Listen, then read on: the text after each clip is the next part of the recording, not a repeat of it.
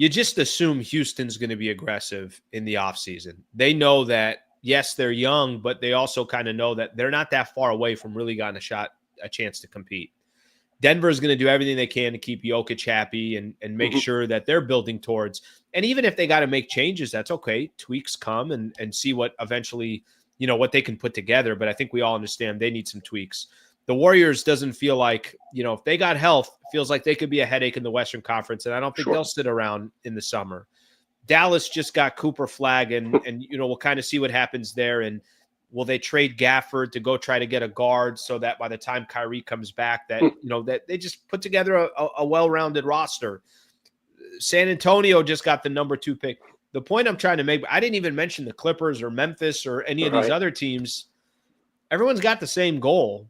And I think what's going to be so challenging for the Lakers, it's not just can you get better, can the team improve, but you're going up against a Western Conference that has such a long laundry list of competition already and teams that think we got to go get a piece or two to compete even more next year. Great spot on analysis right there. That's why I love coming on your show. Thank you. And no, I'm not trying to be your agent, but if you want me to be, I will. Let's add Giannis to that pool. What if he heads west to a top 8 team? What if KD gets reshuffled in the Western Conference deck? Goes from a bad team that Phoenix missed the play-in, right? Yeah, I believe they were 11th or whatever they were, lost right away in the play-in. What if Phoenix, by the way, Phoenix, and I hate saying this because I don't understand how Cancun gets this free pass, this free publicity every time. Phoenix has been in Cancun since I think April 1st. Yeah. They gave up a solid 6 weeks ago. I mean, KD's probably going to get sent up also to a real playoff contender in the West. So, I was talking about this with a producer the other day in our newsroom.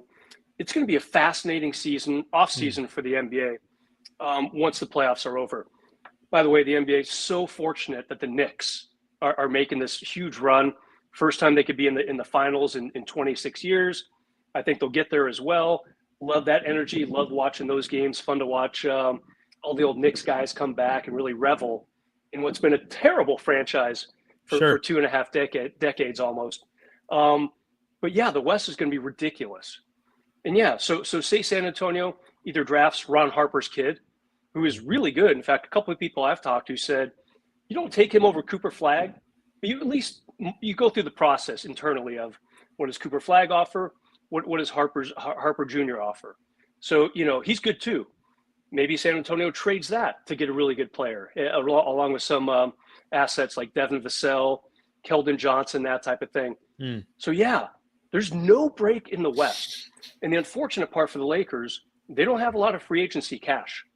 Assuming LeBron opts in about a little over a month to that $53 million player option. I know a guy like you, Slee, you would decline it and demand a bigger contract, like 3 years, $165 million. I get it. But I'm assuming LeBron's going to opt in and come back for his age 41 season. The Lakers are going to have one free agency tool at their disposal. It is not a big one. I'm sure you've been talking about it. The taxpayer mid-level, it's going to be a little under $6 million, it looks like, for a player. That's not going to get you much. Maybe like a Precious Achiuwa from New York, who I kind of like. He's had some good runs as a spot starter in the regular season, but he's out of the rotation right now for the Knicks in the playoffs. So what does that mean? They're going to have to make a trade. Rob Pelinka has already pulled off what I think two amazing trades back in December, a few days after Christmas. Dorian Finney-Smith come on board. And then, of course, the big one, February 1st. I still remember where I was. I'm sure you will for a long, long time.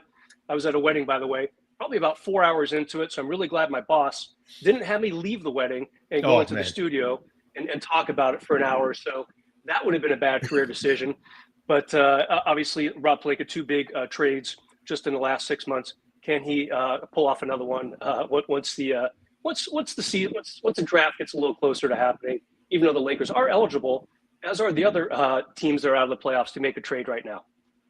It's interesting, Brez. When you think about, I really actually thought, and listen, maybe I got sold. I think a lot of us did.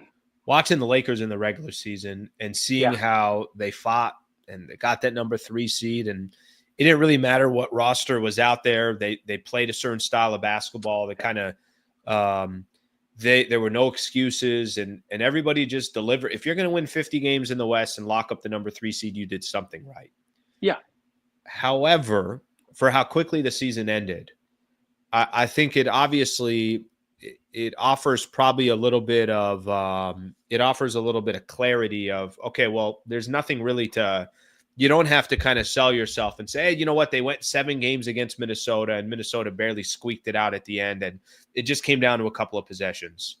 We know the Lakers need size. We know they need rebounding, and we know that they really have to also try to build this roster around Luka and take a similar approach to what Dallas eventually did. And we know some of the success that they had.